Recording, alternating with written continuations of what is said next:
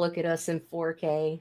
4K. Oh no. We don't want to be in 4K. We're not going. You can't see me in 4K. No, we are not. No, blackheads and shit. My TV isn't even in 4K. Why do we have to be in 4K? Well, the option was there. Yeah, no, I'm just tired, Daphne. I'm tired of doing the running, and I'd rather die gracefully at a young age than to run around like a chicken with my head cut off trying to figure shit out. Right. Well, I mean, I'm sure there's a couple of in-betweens there. There is a middle ground. I'm not just totally trying to unalive myself, but I'm very, very tired of conventional medicine. And outside of my mental stability and clarity, the rest of it, I'm going to go back to the old ways. Right. Weed. I'm going back to my weed, and I'm going back to my herbs and my altars. Right. But no, I'm gonna worship the old gods and the new. Zoloft, though. But you are I am staying on the Zoloft, and I am staying on the blood pressure medicine until I can get my weight back under control, and then we'll see if I can come off of that.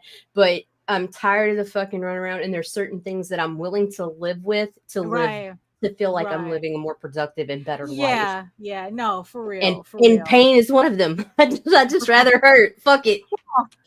Yeah. And good morning, everyone. It is July 7th, 2025. And do we have all our fingers and all toes? Yes, we absolutely do, because we did not pop fireworks because we just sat back and watched the police issue citations to everybody this year. Oh, really? Oh, the fucking redneck patrol was out. They was bored. They didn't have any more peoples to take away, so they just started fucking with everybody else, even on the outskirts. Right. Yeah. And it was like, so he just sat back, and there were some fucking fireworks out here. I can tell you that much. Right.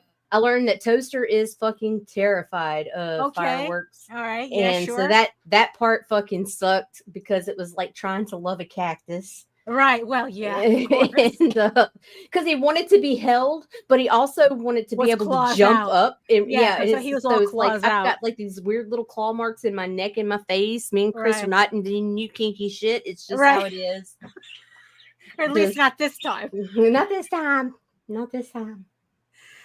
But which also, and speaking of, that's another reason why you need. I'm not for the symbol.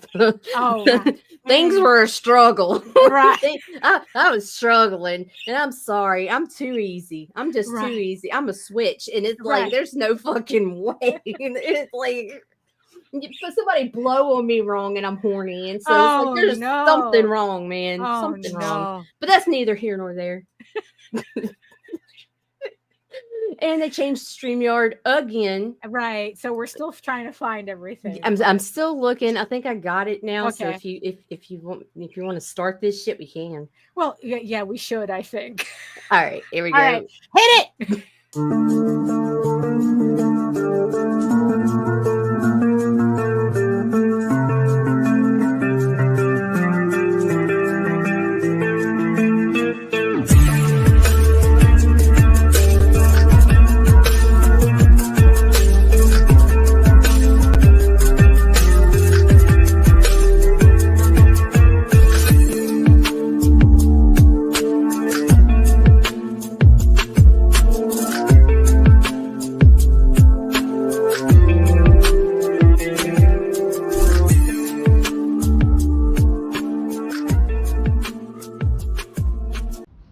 Trigger warning. Fuck you.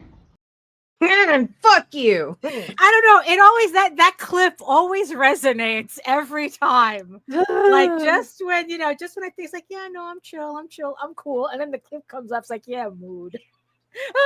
Die young, eat pizza. Yes. Good morning. So who else is joining us? Michaela. Hello, madam. How are you? Long time no see. Rob, Melissa, Joseph. Hello. Apparently, I'm talking to myself in the chat too. I don't know how I'm doing that. I gotta figure this shit out. Good morning. Yeah. So yeah. Like, no, I'm not like. And Lou just jumped in. Good morning, Lou. I'm not in this whole like I'm gonna go jump off a cliff type mode. but like I really am just I hit the reset. I went into this like depression that I hadn't really been talking about and shit. And I had the shower this morning. The shower where it's like, okay, what am I going to do? Because this is not working. You had an everything shower? I had apparently my brain chemistry is starting to settle back out because I finally got my psych meds again. And Zoloft for me gives me much more clarity than Cymbalta. So I'm just like it's coming out of the fog. Girl, me too. It's good morning. Yes, it's like it seems like we've all been in it. And yes, I see you, our beautiful eyeball people watching us from regions beyond. If you are watching us from Facebook, please come on over to YouTube. Join the sexy people in the chat. Keep them company. They ain't watching us from Facebook. Nobody watching us on Facebook because Facebook won't let me play my videos anymore. Right. So you see, so even more of a reason to not watch us on Facebook. Apparently, I am a pornographer. Oh. Yeah. They're only finding that out now. Like, welcome to the club. And again, if you hear this humming noise in the background, it is my fan. They about to hear more than that because I'm about to pop this door open. Y'all might be hearing the kids, the cats, and everything today. Yeah, it's I hot. have this fan on, even though I have the AC on. I don't know. It's extra muggy today, so it's we're all going through it. So yes, make sure you join us here on YouTube, and while you're here, be sure to like, share, subscribe, hit that notification bell so you get notified whenever any of our shows go live. And please give us the thumbs up and make some comments, make some noise in the comment section, because in the end, the subscribers are nice, but what really shows people our videos is the engagement in the comment section and and the little thumbs. I'm sure that helps show people who might like this content, whatever this is that we do. What is this even? Yeah. So I guess we might as well get this party started with the brand new StreamYard thing, so I can see. Oh, I need some refreshing toner. Oh, okay. Get the spritz. Woo! It's not that refreshing. Hello, everyone. My name is Daphne Lage, and I'm a cartoonist, illustrator, and comic book artist from New York. I have been self-publishing comics since 1992, and you know what that means. I got nowhere else to go! I got nowhere else to go!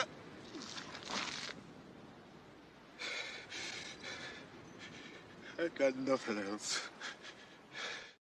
Is true. And I am known for the furry fantasy adventure Tall Tales and my medieval fantasy drama Eagle Raven, Heir of the First Unicorn, which is back on Kickstarter in pre-launch for issue 11 out of this 16-issue series.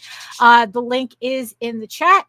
You can read both my comics online in the meantime at egoworks.com, EGOWRKS, and Tall Tales, that's TAILS online.com. And you can check out all my videos on how I make my comics here on YouTube at my channel at Daphne Lage Art, which also simulcasts through the Indie Comics Network. And to tell you more about it, here's Nita. Hey, what up? I'm Nita. I have Indie Comics Network. It's a channel on YouTube. I have that because I have a Google account, and it's kind of like that simple. Right, yeah. I did pretty good though. Like with the new media overlays. Like I like the setup, but it's gonna take me a second because everything is weird. Also, there's like this thing for like people. I don't know what that is. Huh? What is that? Yeah, I don't know. Shit in here. Like, I don't know. Because now, like if you have like actually this is more for like Jose, but like what? We got background music. Oh, I mean, we've always had background music. Yeah, but I just like the way it's set up now. Oh, okay. I turned that shit off. There's nothing on there we want. Yeah. Nah. We'll add our own. Technically, because technically you can add your own music as well do that. to dilute, we got to be the real Slim Shadys. Yeah, exactly. Because they have this thing now where it's like I said, this is more for Jose or anybody on the channel that has like they're doing a panel show and they have multiple people on. Now you can control the microphone of every single in your thing.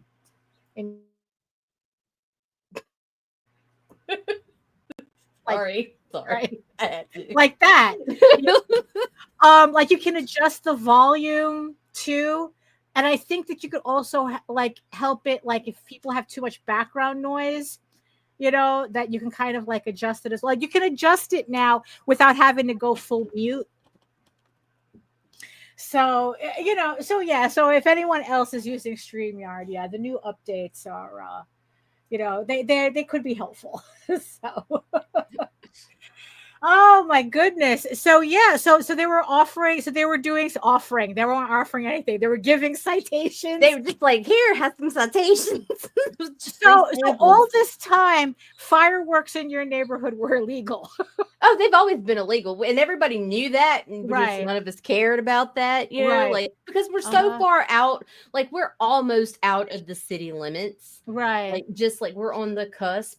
Like if I fucking like it's a cunt hair across the street is the parish line. Like seriously, like they literally sell the motherfuckers in bulk in walking distance. Like you could go buy fucking cannons if you wanted to, right? And I'm like, yeah. And so, but they were, they put on a show for us, but so did the red and blues. Right. Well, you motherfuckers, get out of here. Right. Well, it's like that's, because it's like what? It's like they drowned all the day laborers at Home Depot and the Everglades. So now they were bored. Like they had nothing else to do. Yeah, they have no one else to hassle. So it's like, what can we do now? Oh, let's go mess with them poors on the outskirts of town with their fireworks, trying to have fun. No, that. I actually don't like that shit because it's like our neighbors were shooting off fireworks right there in the alley, and it's like I don't complain. No, you can just mute them. Yeah, you could just either mute them or unmute them, but. So they were like shooting the fireworks right here in the alley, and it's like, look, and it's like it just annoys me. But the cat was like all upset. The only one who's never upset with the noise is Einstein. Well, no, because he picks up new sound. Yeah, he's like, oh, it's loud. Yes, wow.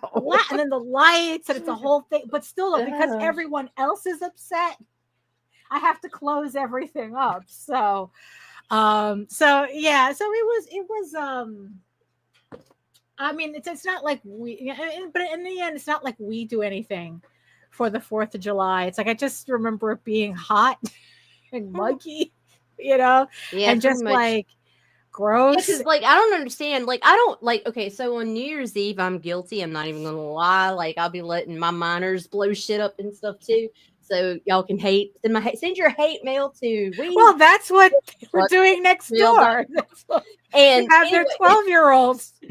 Hey baby, go light that cannon on fire over there. Yeah. Right. But like because it's cold, it's not cold here. It's never cold here except for like 3 times in my lifetime. Right. But where it's like the mosquitoes are down.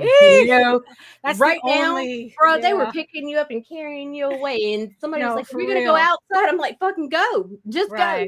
And well, you're not coming. No, right? Yeah, no, thank you. Yeah, no, because it's like because my ass turned to swamp before I could even hit the door, just thinking about going outside. And then I got the come out. Perimenopausal hormones plus the SSDIs fucking pumping through my system, right? And plus, if you're on like Zoloft and shit, then you have to make sure you're drinking a lot more water.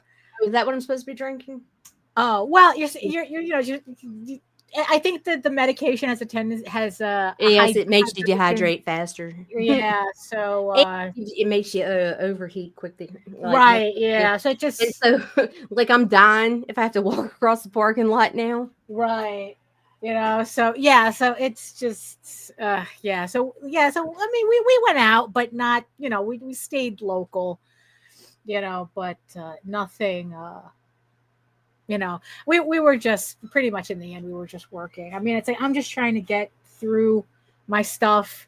It's like my list just got longer because it's like now it's like I have to set up all of Jose's files for his Kickstarters just to get that out. And, stuff like that. But yeah, but it just seems like, again, it's like everybody's been going through it. I mean, it's like, Right. what is it? So like I don't know, so but there's a whole bunch of things that oh, by the way, right? So Rob, right, was talking about how he went to see some kind of concert, and I guess The musical for Back to be, the Future. right, And it was Anthrocon. happening at the same time. Right. Right. And I asked him, it's like, have you ever considered going to Anthrocon? Because also Anime AX was this weekend as well. I think it's a pretty ballsy move for conventions to run on the 4th of July weekend, you know? But Jesus Christ, that shit looked like fun. Every time I look at the Anthrocon feed, every year. It looks like they had the fucking time of their lives. And it's like, I miss it.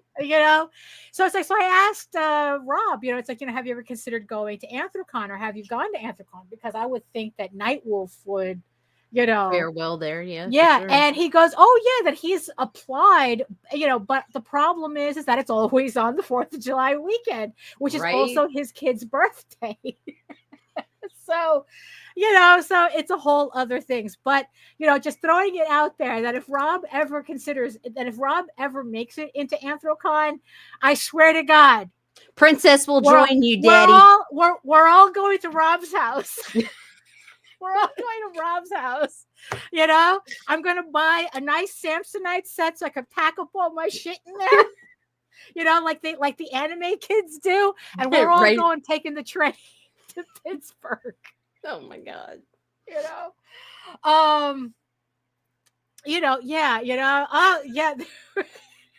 With 2 of them. Yeah, exactly. It's like it's so dirty. Right. Hey, you want a sticker?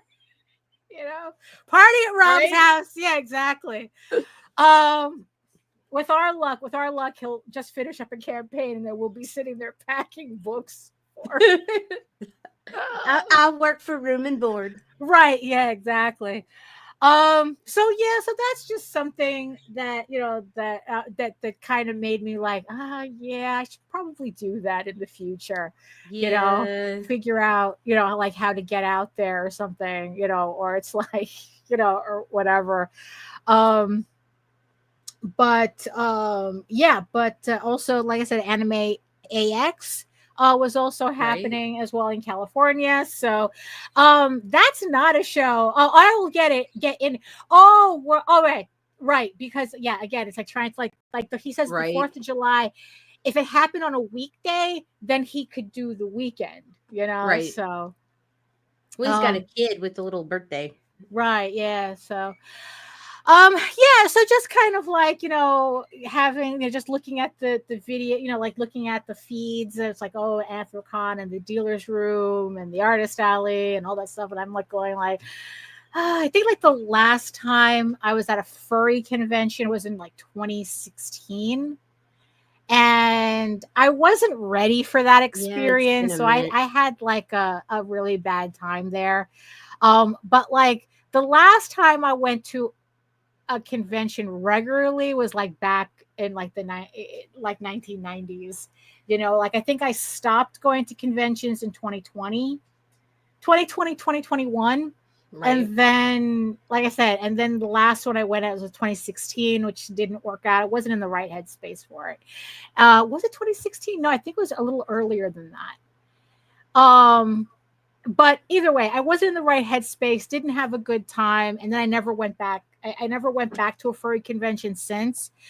But like, I don't know, ever since I kind of like really understanding what I was going to do at House of Bob and this whole new alpha boyfriends thing, I really started like, I really need to go back.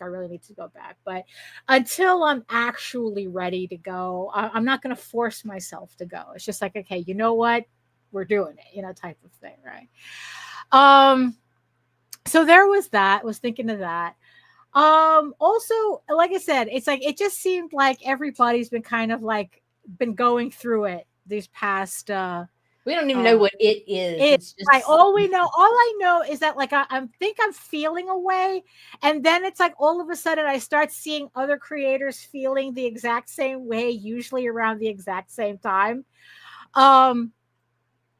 Which was really funny because it's like D Fish had posted up a newsletter with a new cartoon where she was talking about how, you know, that sometimes, you know, it's like we've been doing like comics for so long that it just feels like, you know, oh, what are we really doing this for? You know, it's like I'm not really like getting anywhere with it, and you know, and it's like and the audience is for all this money. Oh dang! Look at that money. Yeah, there's even quarters and dollar bills in there. Is that the curse jar? No, if it was the curse jar, we would lift that motherfucker. Right. We don't have one of those in my house. We even like, you know, because the kids come out saying fuck. Right. There you go. So, like, it's like, oh, there you go. You know, and it's like, you know, like the audience is plateaued and there's that struggle to kind of like, oh, how do I expand my audience, but still doing the work that my current audience wants to see, and blah, blah, blah.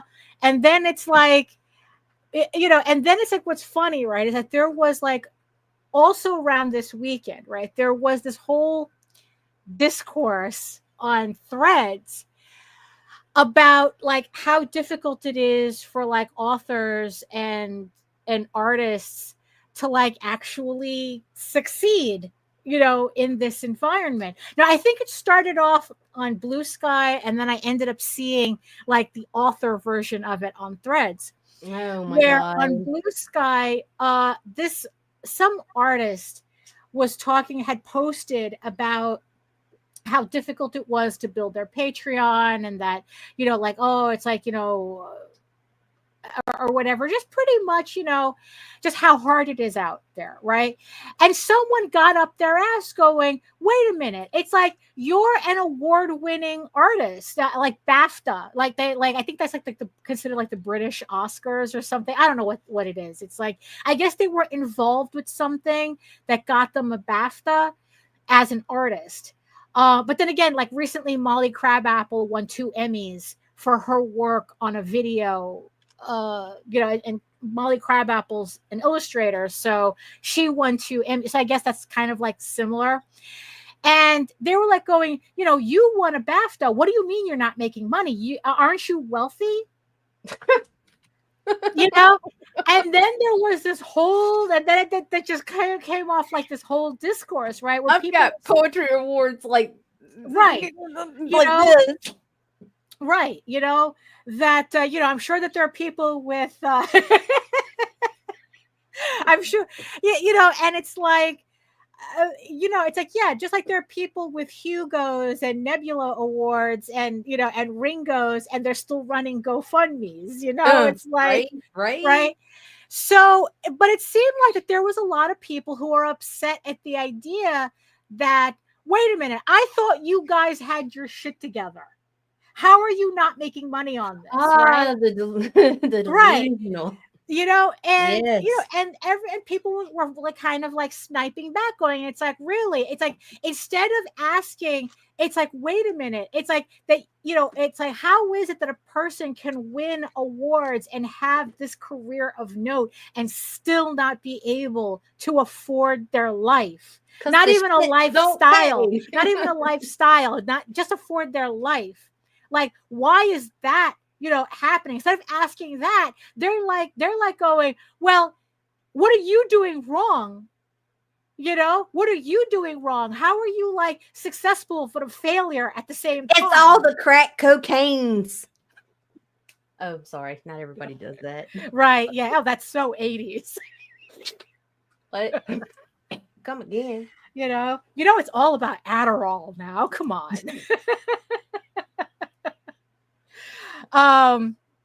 Big brother gotta have his cut. You know, right. You know, so so there was like this whole discussion. And what's funny is that because it also contradicted, right?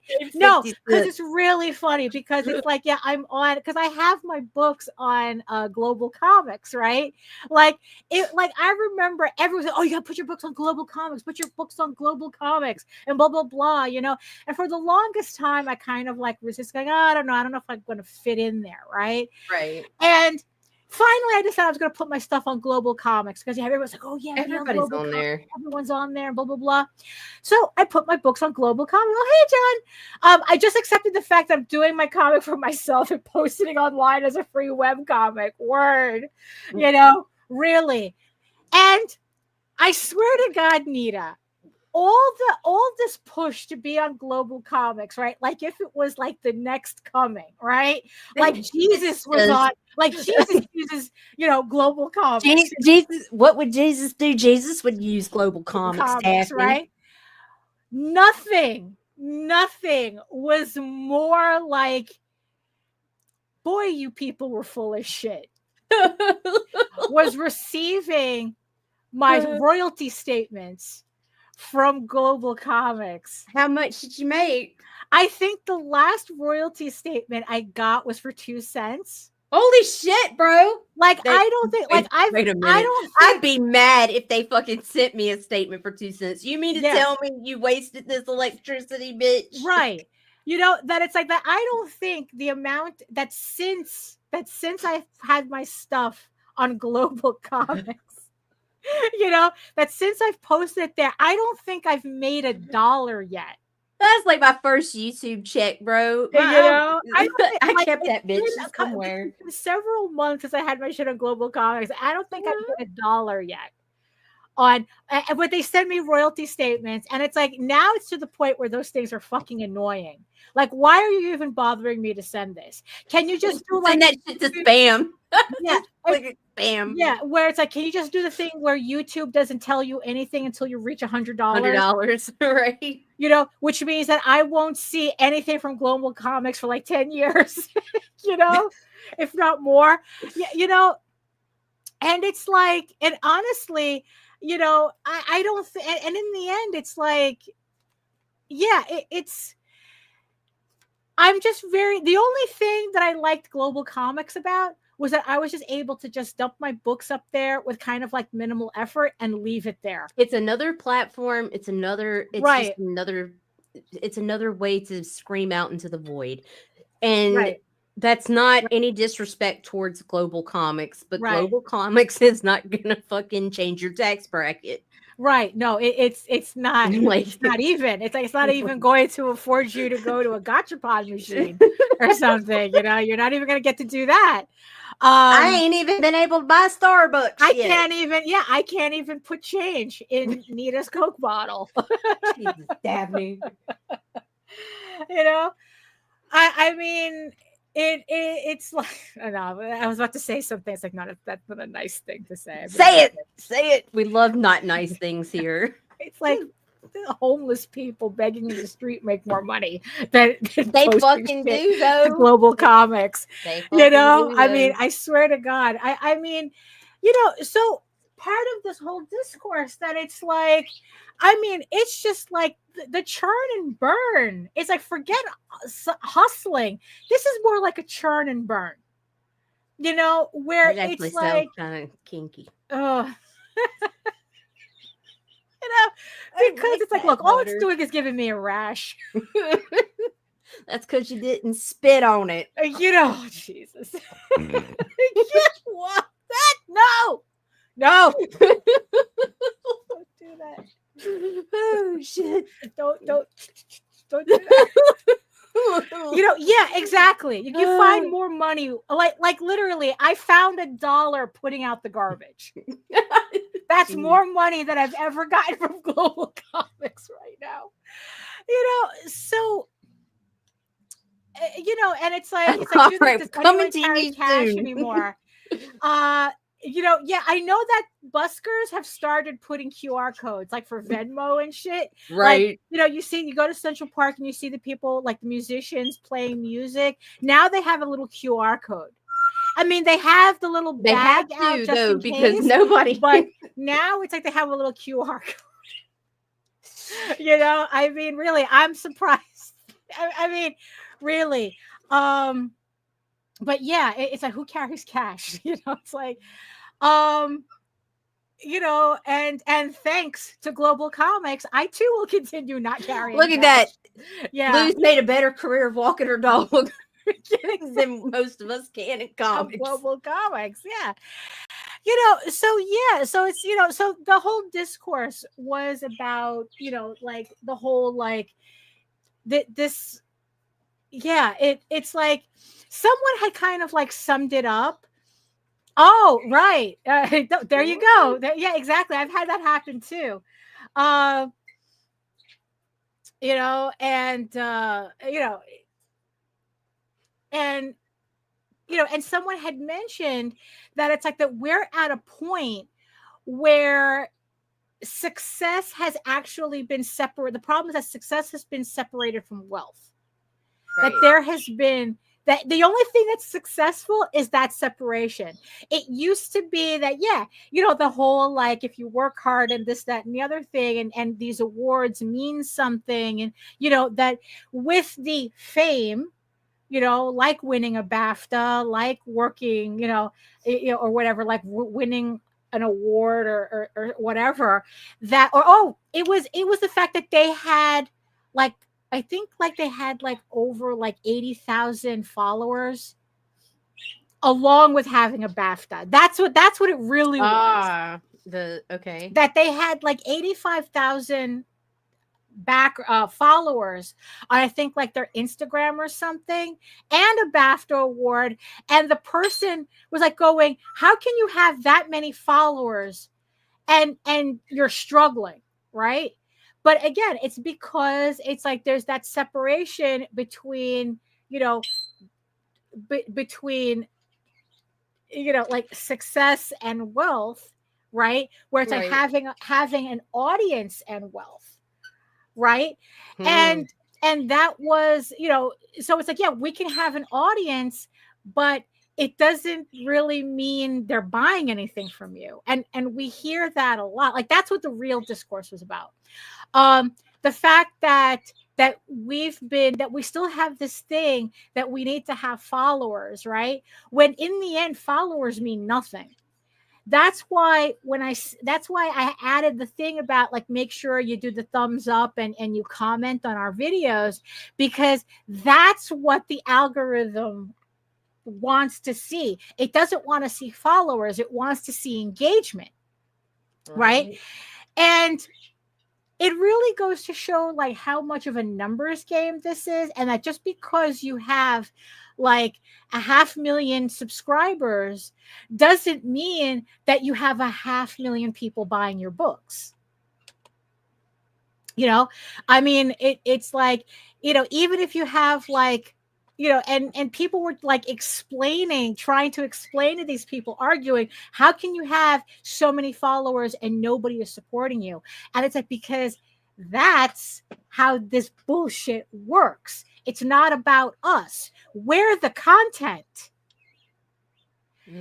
The platforms, it's like the platforms are set up, like even Patreon, that someone had mentioned that if Sakimi-chan, the only reason, yes, it's a fine line, right? That Sakimi-chan, she was one of the first people on Patreon, and she was making $100,000 a month. Jesus. But that's before it was flooded. Right. It's and the same thing with the porn and the industry. thing is, though, right. And it's like bank. Now your butthole's $6 a month. Right. You know, and it's like, it's kind of like the same. Look, it's kind of like the same people who were the first who collected Beanie Babies because they liked it, and then the market blew up. It's the same thing with the Labubus. It's the people who were collecting them since 2015 who are like, what's the big deal? I have a whole closet full of them, who are wondering why everybody is paying $300 for a Labubu now. You know? But, you know, it's like, you know, it's kind of like, yeah, it's like, it's the early adopters who really made bank on this shit. But the way platforms work, and this is my tinfoil hat, but I swear to fucking God, the pattern is too We really apparent. need to have some of those as props. Really, is that every time it looks like people are really making a living on a platform, the platform changes its algorithm to pull that rug out from everybody. Because when they're really making money, the platform seems to be making less, or that seems to Right. be the science behind their running. Because I was making bank off of Facebook in the early years. Right. Yeah. That it's like, honestly, it's like, I don't know, because it's like, look, that was, I think, the thing with Image, right? That you had Todd McFarlane and et al., right? That they became superstars, right? They became superstars. And then after that, it's like the mainstream, Marvel, DC, all the mainstream seem to have gotten together to make sure that didn't happen again. Of course not, because we can't have the eye on the individual. Right. And it's like, and we're seeing this in Hollywood. We're even though it benefits us. Novels, right. We're seeing this in novels, right? But you see, but that's the thing. It's like the minute it looks like it's benefiting too many people, this is too egalitarian. This is too egalitarian. We need, the revolt, the elite revolt, right? Where all of a sudden, YouTube is changing the algorithm, so now it's harder for I'm not familiar with YouTube enough to say with confidence, but I'm going to say it anyway because it doesn't stop people from saying what stupid shit with their whole chest. I don't think that there will ever be another Mr. Beast. No, I don't think so either. I think that Mr. Beast was like the pinnacle of any dickwad on YouTube becoming a millionaire off of the platform, and YouTube completely set it up so that could never happen again. Because like you said, if we're making money, it means they're making less money. It's like, oh, that money shouldn't go to you, that should go to us, but we still need you to make the content that we depend on. Right? So it's like, we still want you to make that content, but we're going to make sure that you don't benefit off of it, or you have no real benefit from it. It's the same thing with Patreon. It's like, like the way they're kind of, especially they're really like, that it's so oversaturated now. Like if Sakimi Chan were to come, if she were to start her career now, she would be struggling like everybody else. Right. The only reason she's an outlier because she was one of the first ones to jump from YouTube to Patreon. And mind you, that the only reason Patreon became a thing back then was because YouTube at that time was already changing their algorithm so that artists making bank like Sakimi-chan wasn't making, they were making less and less and less money on YouTube. So they had to transfer to Patreon. Now they're all shit. So so that's kind of the thing that that we have to consider when we're talking about, why are we doing this? What kind of audience are we attracting? And are we attracting the right audience? It's like, what? In the end, it's like, do I really want you to subscribe to our channel if you're not going to comment, if you're not going to engage at all? Do I really want you to sign up for my newsletter if all you're going to do is unsubscribe me on the next newsletter? That's the thing though. They still want you to believe that it's possible. But and that's the thing too. That's part of why they keep changing the algorithm. It's not because they're testing shit. It's because it's them pulling that rug. It's like, oh, people are figuring this out and succeeding on this dollar. Yeah, we gotta change. Get that dollar. Exactly. Oh, we changed the algorithm. Oh, you gotta, But instead, it's like we think we're chasing a dollar when really we're just on a hamster wheel. Right. And and it's yeah, we are the product. We don't get to benefit from it. We are literally what's getting consumed.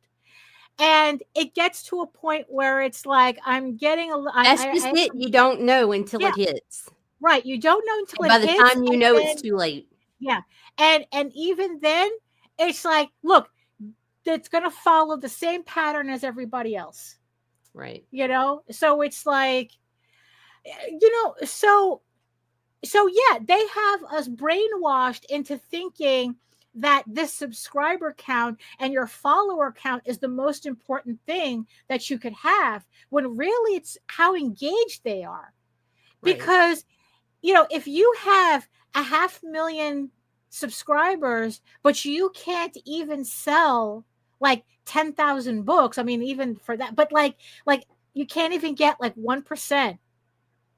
Like, because the reason why I say 500,000, right, is because like White Manga, he actually mentioned this in one of his videos. He was talking about how animation companies will not touch Apple Black unless he has like over 100,000 in sales, book sales. Right? It's like only when you reach 100,000 will we even consider your property viable for an animation. And he was talking about that. It's like, I have 500,000 subscribers on my YouTube channel. If every one of my subscribers bought one book, we wouldn't be having this conversation. Right. Fuck. I think that if everybody on my YouTube channel bought one book on Kickstarter, I mean, it's like, look, and I've, it's like, that Lou says, I would rather have a handful of people buying my art than thousands of followers buying nothing. Word. Right. And it's like, it's kind of like when I was like putting together my hot list of how many people have supported Eagle Raven over the 10 issues. And I have 600 individual emails. So we're talking about 600 people have bought Eagle Raven. Imagine if I could get all of them to do that at the same time. Yes. Consistently. Even if I could get half of that. Fuck you, YouTube. I'm out. I mean, it's like, so it's like, so these are the people that actually buy my stuff. And, and it's like, it's the fact that they don't do it at the same time that affects how, I perform on these platforms. Right. I mean, I have no control over that. I mean, yeah, I would rather they just continue buying my work anyway, but in order to be considered successful on these platforms, that's not good enough. Right. And, and it's like, yeah. And it's like I said, it just becomes a churn and burn, because it's like, yeah, it's like these platforms have you thinking you have to constantly grind for them when really you should be grinding for the people who are actually buying your shit. Word. Who are actually, it's not, it's like, YouTube is still punishing me for not doing another vlog, video. I just hadn't had the time to do it. But it's like, it's just really funny. Like, the second I stopped doing those videos, my subscriber count stopped. It's literally where I like, it hasn't gone up, it hasn't gone down. It's just stayed exactly where it was when I uploaded my last video. And it's just like, nah, bros, I'm not working for you. I don't work for you. If I don't have the time, I got way too much shit going on now. It's like, yes, do I still want to do that Monsterotica video? Absolutely, because you want to do it for you, right? And for the not people, because right, not because I'm feeling pressured by YouTube. Oh, I gotta get a video out. Right. And it's like, look, yes, is there something to be said about consistency? Yes, uploading consistently. But at the same time, it's like, you know what? I'd rather put that consistency elsewhere. Oh, and I'm also going to tell you, YouTube's full of fucking shit, because there are days that Daphne can be in here with you guys and have an active chat, like even more so than right now, and see our fucking eyeball people constant. And between the two channels, like YouTube will sit there and say we had 0 fucking views. Right. Like, dead ass serious. We had 0 fucking views, but we know it's not streaming on Facebook because Facebook doesn't stream until after the live. Right. So where the fuck were you people How coming is it from? that we've had, we've had chats sometimes bullshit. that it's like, we have like 30 people in the chat, right? But then it tells us that we only have 2 views. Right. So it's like, oh yeah, the platforms that are consistently lying to us, but we're supposed to like, you got to do that hoe shit. You got to do that hoe shit, Michaela. You got to make their videos and work for them. Be a cog. So it's like, so there was like a couple of things that, because again, I was in this mindset, right? It's like, well, why am I even doing this, and blah blah blah, and I even defished in a cartoon about that, where right, exactly, we got shit going on, same, and then it's and it's like we have to, we kind of like, so let's see, there was a couple of things, right? So again, I'm going to be all over the place. These topics might not link neatly. Nobody cares. Do not explain yourself to the people. Just be yourself. But so I was on. Okay, so all right. So let me backtrack a bit, because I originally had wanted to talk about the Kevin Laporte's newsletter, where he talks about how many campaigns go live every day, and the whole thing about that not safe for work stuff should be separated into its own category. Somebody got hurt by a titty book. Well, right. In the end, if you read his newsletters long enough, he denies it, but it's like, whatever. Right. Show me where the titty covers hurt, right, you boy. So now the thing is, though, I don't think he's wrong about not safe for work books having, their own category. Like, no, that's not a problem at all. It's a tagging system. I would prefer tagging system that needs to be updated, right? Right. I want to be able to type in what I'm looking for and find it, right? Right. So I the other day, I was looking. So I have Eagle Raven on pre-launch, and I wanted to see like how far pre-launch shows, in the listing, or if it just, it obviously it's better if you're a live campaign. But I was just I was just right. So I was going through the list of all the comics in the category. I clicked on comics, and just whatever came up, that's what came up, right? And I was just looking, scrolling, right? And what I started doing is that I started like, okay, what's really popping out at me when I'm looking at the comics section, right? I mean, of course, you got like, a pair of tits and a thumbnail. That's gonna. Are you on main yours? Page? No. I was on incognito mode. Okay. Because I just was curious, right? Right. I was like, what really pops out here, right? And it's like, sure, if there's a pair of tits in the thumbnail, I'm going to see that, right? But the more I scrolled, the more I began to realize it was actually something else that was catching my eye to all these thumbnails. And the quality of work, there's something really to be said about the quality of the work. And honestly, I really do think that does trump not safe for work, is the quality of the work. And not only that, what was really catching my attention is that the more mainstream adjacent or mainstream looking a thumbnail looked, that's where I found my eyes going. The more professional looking the the thumbnail looked, that's where I went.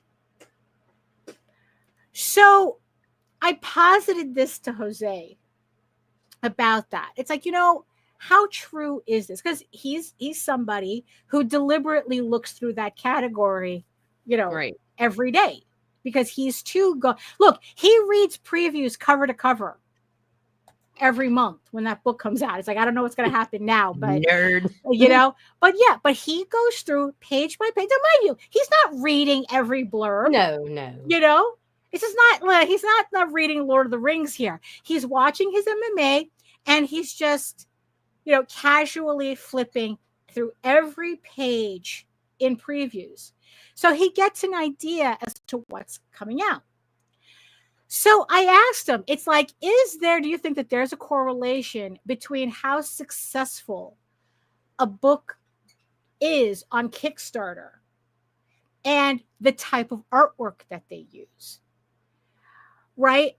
And, and he was like, kind of like saying, well, yeah, it's, like that. He was kind of like not committed to the idea, but, but he kind of admitted that kind of made sense. But even then, he was like, yeah, but there's still a lot of outliers. And I go, yeah, but, I'm talking about in the circle, right? I'm talking about in the circle of indie comics. I'm not talking about anything from Dynamite and Boom. And, because I had said that, like, if you have a quirky style, you don't tend to stand out. It's like, oh, well, Sam Keith has a quirky. I'm not talking about Sam Keith. I'm talking about us. I'm talking about our circle. I'm talking about indie comics that's not backed by originally working at Marvel. That I'm talking about us, because, part of my frustration with the conversation with indie comics is how many people bend over backwards to make sure that you mean Boom, right? You mean Dynamite, right? Right. You mean Image counts, right? And honestly, I think in the context of this conversation, I'm like, no, it doesn't count. I'm talking about shit like us. I'm talking about shit that we make on our level. I'm talking about the 75% of the people on Kickstarter that makes $1,000 to $9,999. Even when you ask people, what indie books do you read? Again, Dynamite counts, right? Boom counts. It's like, no. What actual indie comics are you reading? And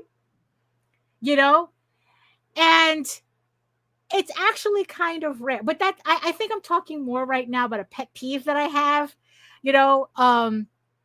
where it's like, where it's kind of like, it just seems like the indie comic sphere are people who want to produce indie comics, but they don't read indie comics. Right. Like they're not going to pick up other actual indie comics, but they'll bend over backwards. Oh, but you mean Dynamite? Boom. Well, I read Dark Horse. No, that's not what I'm talking about. I'm not talking about your Sam Keith collection. Right.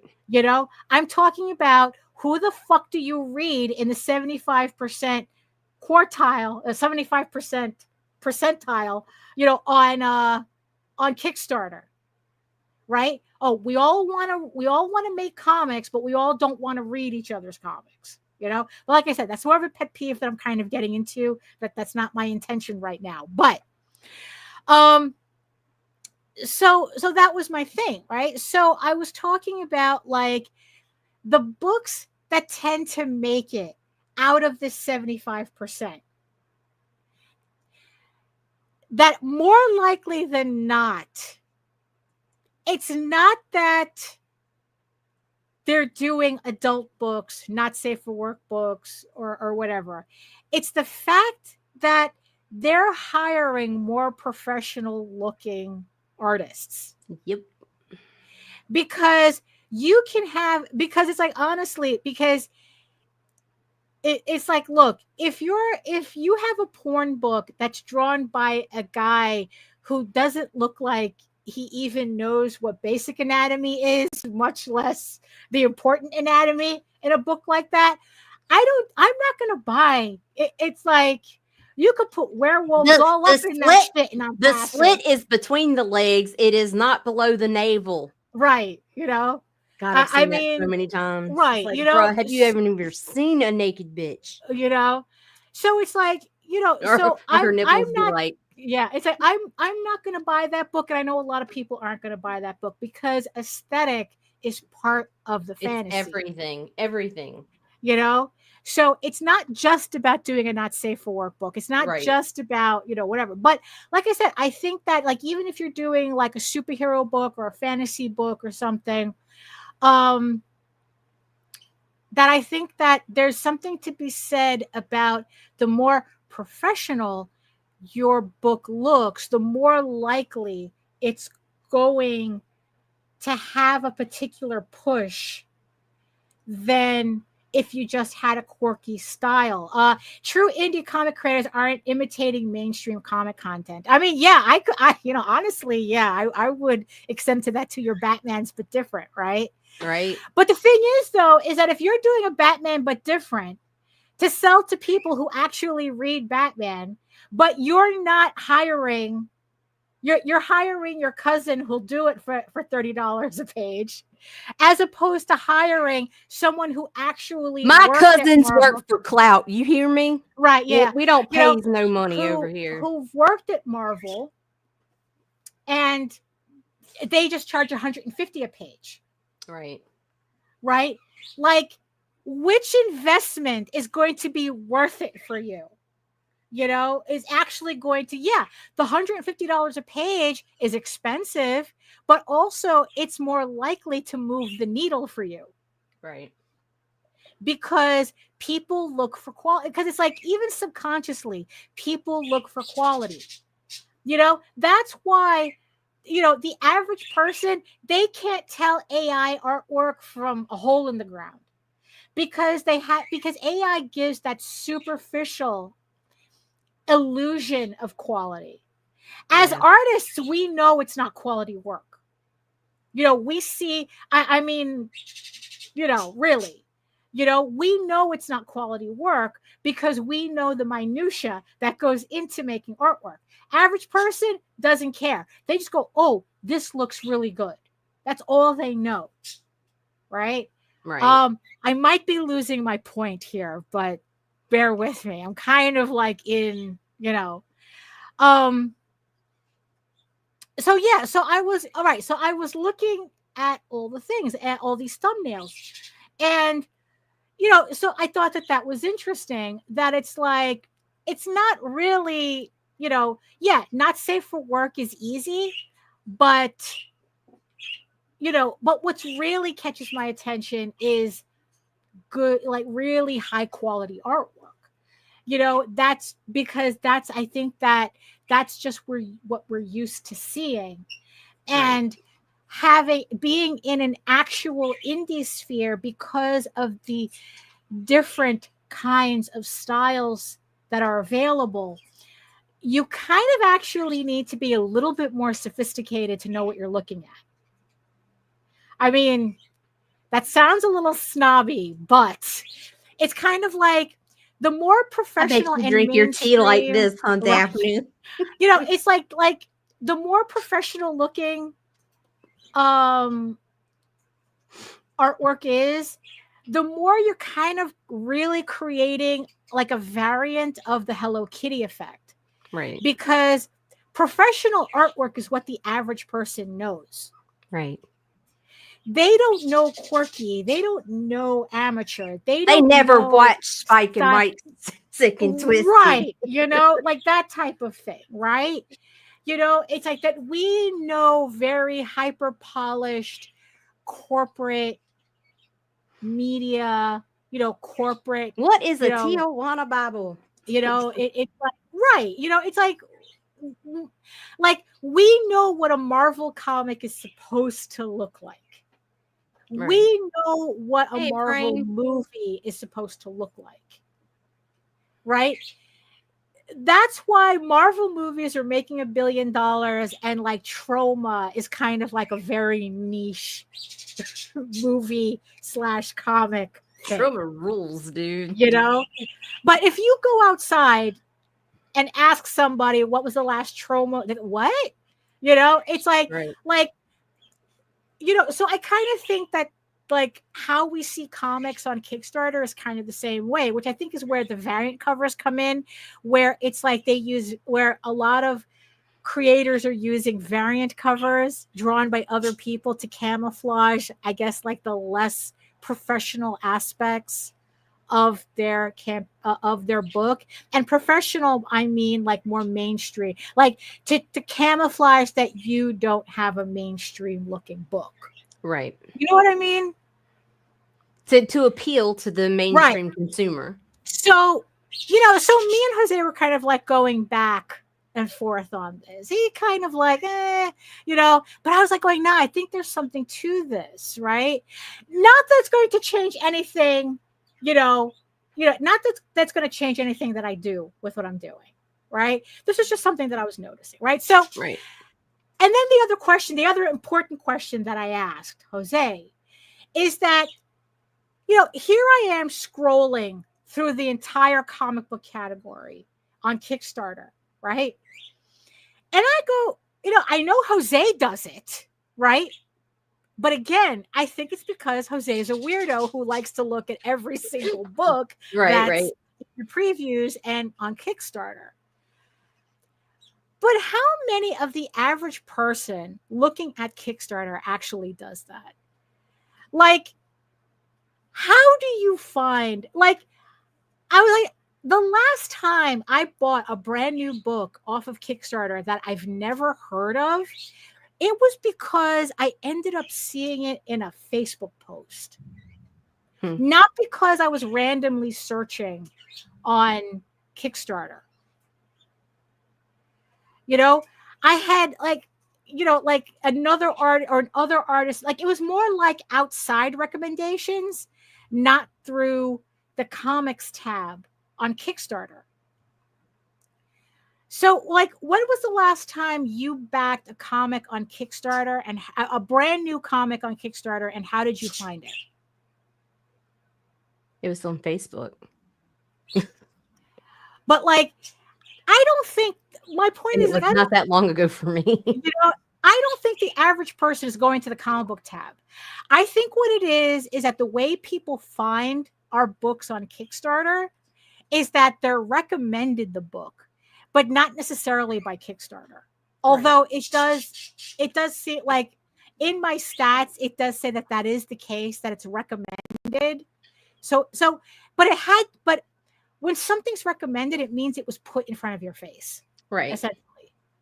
You were looking at another book, you scrolled all the way down, and then you saw the recommendations. Right. But I'm talking about, you didn't find it because you just happened to be in the comics tab. Looking at I don't scroll Kickstarter either. Yeah, that's exactly what I do. He was just doing it this one instance for science. Right. For a particular creator. And I think that's how most people do it. Right. That's why I think tags would be incredibly important. Because people in the end, they really don't want to window shop this shit. No. And if they do window shop, I think it's very apparent as to which books have the advantage. And it's the more professionally looking books. Right. The ones that look like, oh, it could have been at Marvel because, or whatever, Right. But I think that if people were actually searching by genre, by what they're into, that's where we would see more of a benefit. But I guess dovetailing into the original thing, I think that the reason why Kickstarter doesn't do it because it would benefit us too much. It's like, yeah, I would love to see a tagging system. Like, you would think that would be the easiest fucking thing to do, but they haven't done it. And there just comes a point where you have to realize if something is not happening, it's because somebody is getting paid to make sure it doesn't happen. Or if something is happening, it's because somebody's getting paid to make sure that it does happen. And I think that that's the reason why the tagging thing doesn't work or is non-existent, because I think that it would be too much of a benefit to us that Kickstarter wouldn't think is a benefit enough to them. But that could be just my tinfoil hat talking right now. But the whole point of this, right, is that it just made me kind of like think more about, it really does feel like I'm putting effort in the wrong places, and I have to keep reminding myself what those wrong places are and why they're the wrong places. You know, because that's also the conversation happening on threads with the authors, that they're literally asking themselves, what's the point of me being on these platforms when most of my sales are coming through my mailing list? You know, that if a majority of my sales are coming from people who directly engage with me, why am I even on Facebook, on Instagram, on all these other platforms where I have to fight for eyeballs harder than I need to just sell my books to the people who are on my mailing list already? Because remember, you don't have to market to people who want your stuff. You know, so it's, you know, so it was just like, because yesterday, my final thought on this. So yesterday, Jose and Marvin were talking to a retailer, and the guy was talking about how, oh, you know, like he is really into supporting indie comics, but, you know, there's certain qualifications to that. You know, he doesn't just support any indie comics. He goes, it's like, you know, there's a lot of things that he looks out for. And, you know, and he says, you know, because it's like there's a lot of non-quality books out there. Right. And I was in the chat with my question, what's your definition? Like, he says that he'll only support indie comics if they look professional. And I asked them, what does professional? It's like, yeah, I know that. And that's kind of like the frustration. That's what it feels like, that I'm wasting my time everywhere, you know? And, you know, and the problem is that the more I look into it, the more it's like, it's not really encouraging me, you know, to kind of like I said, it's like, I'm trying to figure out, like, you know what, where do I pull back? You know, it's like, you know, really, like, could I actually just disappear from social media and have the same results I'm having now? You know, not that I would do that, but the thing is, though, you know, because also it boils down to all my friends are in the computer, you know? So, I mean, because sometimes, look, not to be all morose, but at the same, sometimes I even wonder, like, why we even do the stream. Oh, me too. Why we even do That's this, why I'm right? going through the motions. You know? And it's like, why do people even watch us? What is it that they're getting? You know? But then I realized it's like, we do the vlogs because this is where our friends are. Well, there's also this. This is how we're regularly talking to Rob, to Melissa, to Lou, to Joseph, to HR, you know, and then it's like, you know, Jake pops up, and then it's like, you know, it is, but there's Michaela also just popped up. I know, right? I hadn't seen her in know? forever. But these people also found us on other platforms on social media. And like, here's the thing. This is why, like, okay, there's so many social media platforms that you could try to attempt to market yourself on. But here's the thing. You have to just squat.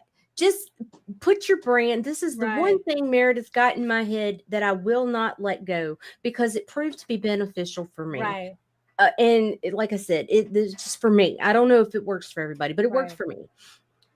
I squatted the brand everywhere. Right. Like on every fucking platform. But the amount of time and investment depends on where I seem to be gaining traction. Right. Like right now, Blue Sky is growing for me. So I have started to engage a little bit more over there. Facebook has always been phenomenal for me when I'm not getting fucking banned. Right. So it's like I put my time and energy on Facebook, and I'm starting to give a little bit to Blue Sky, but I'm on Twitter, OnlyFans, you fucking name it. If there's a fucking platform out there that ever had any traction whatsoever, you can guarantee that there's an account there. Right. Now, what's there?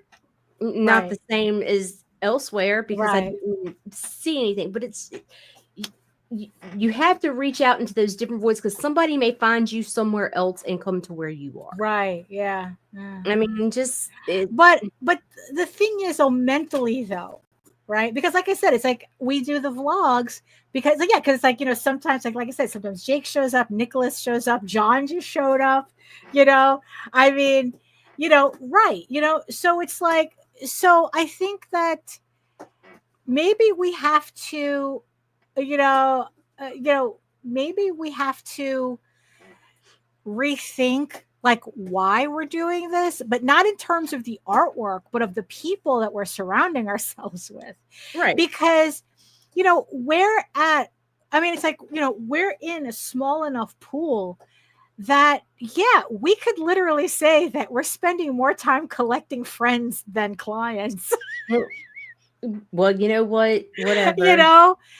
And, you know, and it's like, I know that when I'm surrounded by friends, I feel a lot less pressure than when I'm surrounded by anonymous people waiting for me to dance, you know? Right. Well, that's because I'm not here for your entertainment. You know? like whatever. If you find me entertaining, fucking awesome. But it was an accident. Right. Yeah. You know, so it's like, you know, so I assure you I am not a comedian. You know, it's like, so so, you know, like realizing that it's like, oh shit, we do the vlogs because that's how we talk to our friends. We love you guys. You know, so, you know, and then it's like, and if other people decide to join in a completely platonic way, you know, depending on Nita's mood. Hey, Lou. You know, so I don't know, maybe it's just like a whole rethinking of this, you know, that it's like, you know what, that we've spent so much time, you know, playing by platform rules who are deliberately sabotaging us. I'm only gonna even pretend to work for platforms that work for me. Right. That's it. Yeah. That's it. You like know? I'm not gonna do your fucking dance. Right. Because it's like that's how I like cleaned up my groups on Facebook, because I was posting to so many places, and then it's like realized it's like, you know, what if I only posted to the groups my friends ran?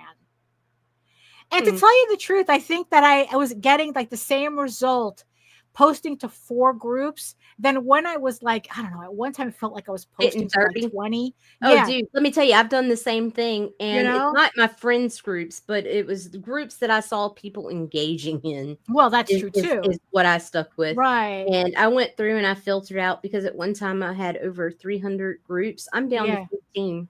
And those 15 groups alone, 5 of them can pull in the numbers that all the fucking groups throughout the week couldn't before. Right.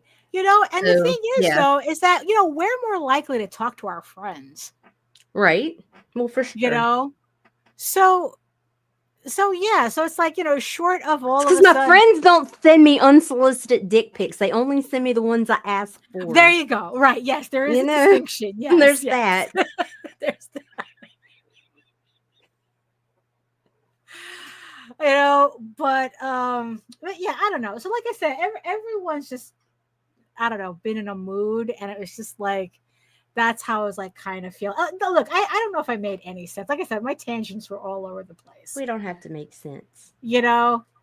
But I don't know what's the I've always heard you're a fool to not use a free platform. Right, and that's why we exhaust ourselves. Because see, that's what I heard before too. And Meredith's like, no, you're doing it wrong. Squat it. Right. Make sure that no one can ever claim your name and your brand. Right. Just and then wait. Right. As long as you've got your foot in the fucking door. Because also there was one more thing. Don't sit there and work it. You'll die from it. Let's end on this, right? All right. That there was a comment on Threads that someone, let me see if I can find it. I know I saved it. So hold on, let me go to Threads. I'm still okay.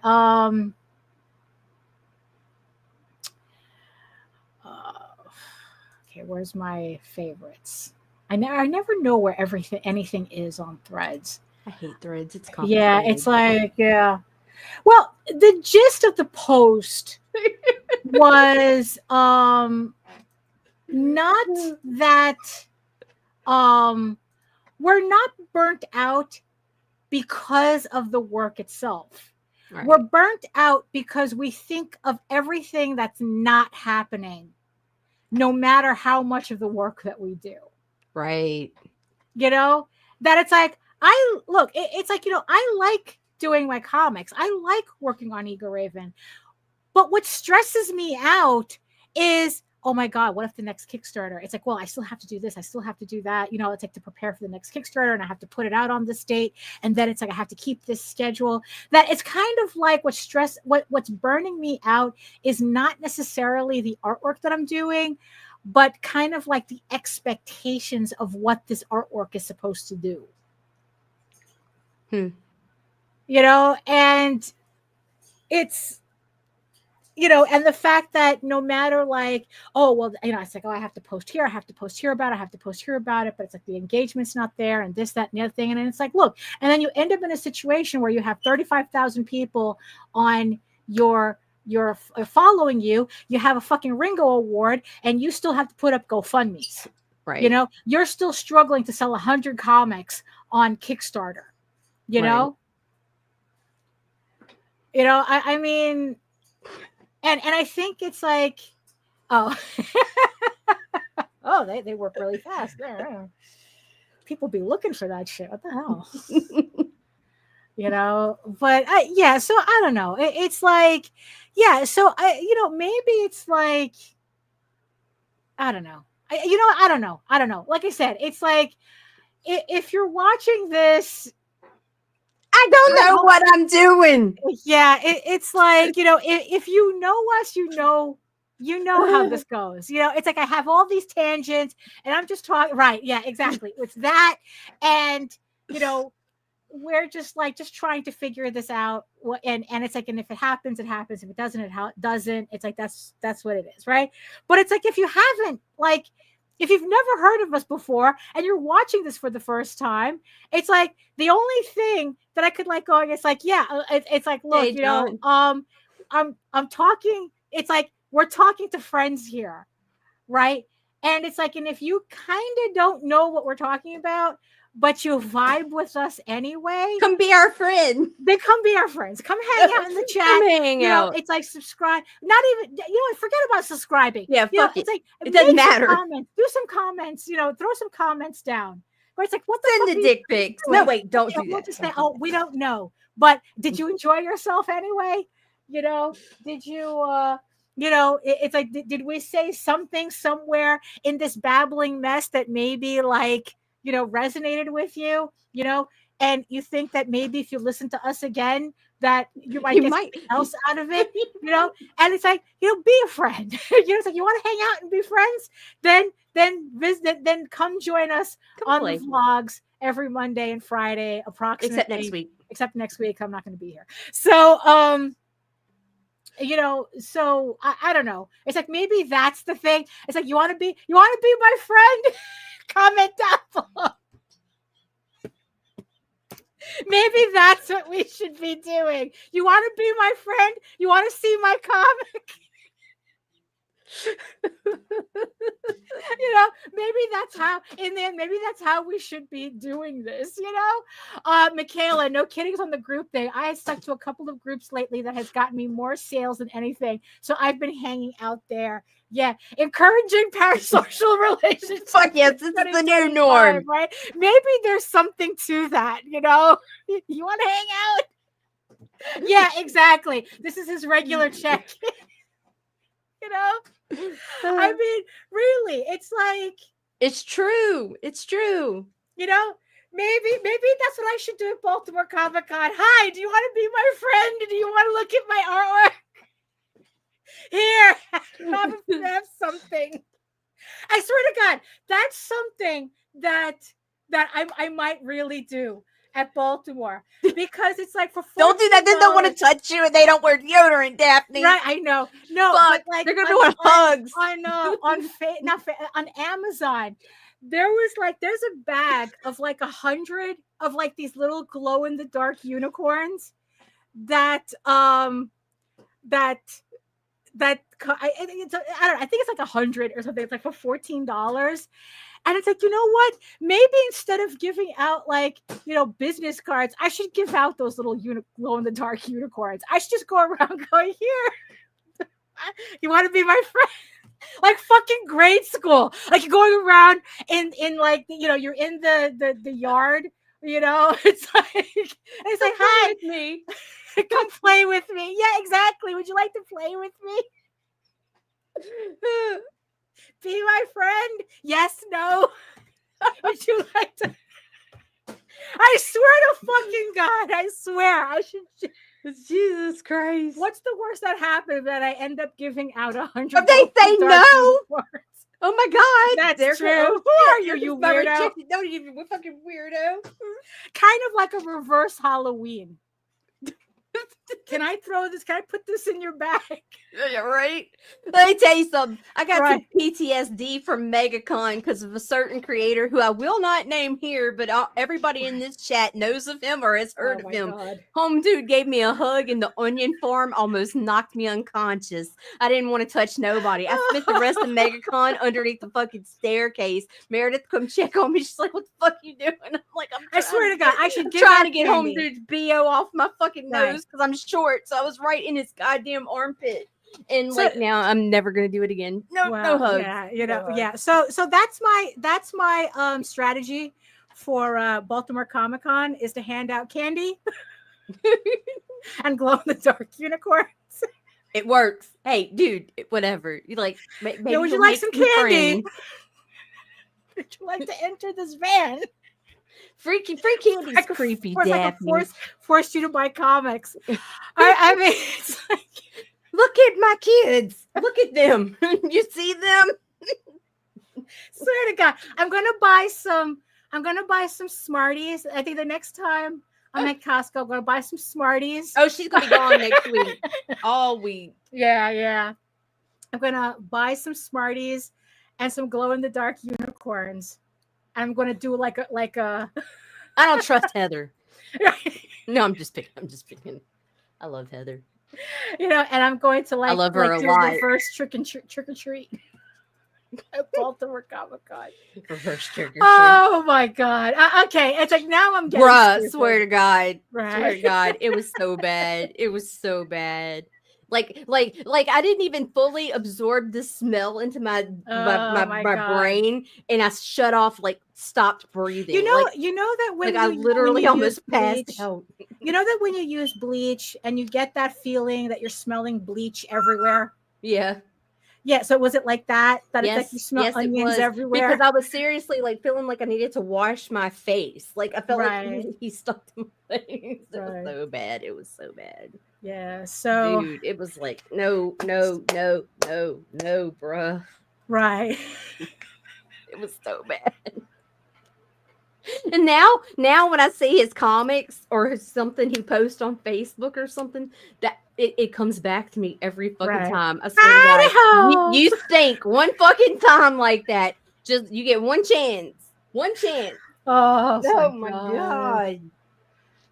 Okay. Now I think we gotta get the fuck out of here. I'm hot as fuck. I know, for real. Not in the usual way. Yeah. So yeah, I know. Literally, really, and I got the I'm dripping, bro. I'm starting to smell like onion farm. Well, no, because I wear deodorant, but I am sweating. Yeah. So I think people have had enough of our nonsense today. So. Don't speak for them. So thank you all for being our friends today. Thank you all Thank you all. And thank you also to our beautiful eyeball people watching us from regions beyond. You too are our friends. Whether you Except like for it or that not. one of you that always there's always one. And we know who you are. There's always one. There is always one. But they hang out anyway, right? Yeah, they got to come over here and see what I say so they can go tattles. Go tattles. I got gift box. The one who's always going to teach her. They're going to teach me a lesson. You're my biggest fan, buddy. Oh, no. There you go. So any last thoughts? That's my final thought. There you go. Okay. So I want to thank everybody, all our friends in the chat for hanging out with us, all our friends doing your eyeball people thing, listening to us in the background while you're doing important work, somewhere, or at least faking doing important work. Whatever. You know what? Either way, it's whatever. Work. Faking it is work just as much. Faking it is harder work than doing the work. So you might as well just do it. Exactly. So if you want to learn more about me and my artwork and be my friend, yes, no, maybe. You can head on over to my main portfolio site at egoworks.com, EGOWORKS. You can find links to all of my galleries and social media sites, but I mostly post to Facebook, where you can. But it was funny. You can be my friend, but don't send me a friend request on Facebook. I'm awful at friend requests, but you can just follow. It'll just be Facebook 2 years account. later. Right. Yeah, exactly. So... But I'm most supposed to Facebook if you're interested in seeing sketches and current work in progress updates. And you can also catch me here on YouTube as well for my videos and my semi-weekly art live streams Wednesdays at 4 p.m. Eastern. I'll make sure to actually do a live stream this Wednesday, considering I'm going to be gone again. It's 2 hours of me just working and hanging out with my friends in the chat and the eyeball peoples as I work. It's kind of like being at a convention, but you don't have to be worried about getting ganged up on by fursuits behind you. So I don't know. So also you can read Eagle Raven, Air the First Unicorn, for free, uploading every day, Monday through Friday. But if you prefer your fantasy to be more of a furry Lord of the Rings adventure, you can follow the link over to Tall Tales. That's TAILSonline.com. And you can read all 20 issues plus the new story arc, Tears of the Mother, which is also currently uploading Monday through Friday. If you want an easier way to read both of my books, you can head on over to Webtoon, where Eagle Raven updates every Tuesday, and Tall Tales updates every Thursday. And if you want to put a penny in my jar in royalties, you can also head on over to Global Comics. And you can read both Tall Tales and Eagle Raven there. So that's it for me. That's it for Nita. Because God, it's my fan. That's it for my fan too. The battery just ran out, so I gotta make sure it's plugged in. Yes, only when I feel like it. Art streams, exactly. Thank you. Yes, thank you, Melissa. Yes, yes, I would be. I think I would be. Who would you be? Be? Blanche, bro. You would be Blanche. Yeah, I'm a hoe. Yeah, right. I'll be hoeing. I don't know. I kind of. It's like I'm kind of like sometimes mostly feel like Sophia. It's like Sicily. See it. Picture it, Sicily, 1938. Picture it, Anthrocon, 2001. Actually, it was more like 1997. Picture it. Thank you so much, everybody. And in the words of the ancients, Jesus Christ. You got what do the ancients say? They say something about eat your food. Eat your food, moisturize, especially with sunscreen nowadays. Eat your food, moisturize, mind your business, and do the work. Because when you actually do the work, you never have to fake any of your accomplishments. Thank you so much again. And we'll all see you at Rob's house. Fuck you, fuck you, fuck you. You're cool. And fuck you, I'm out.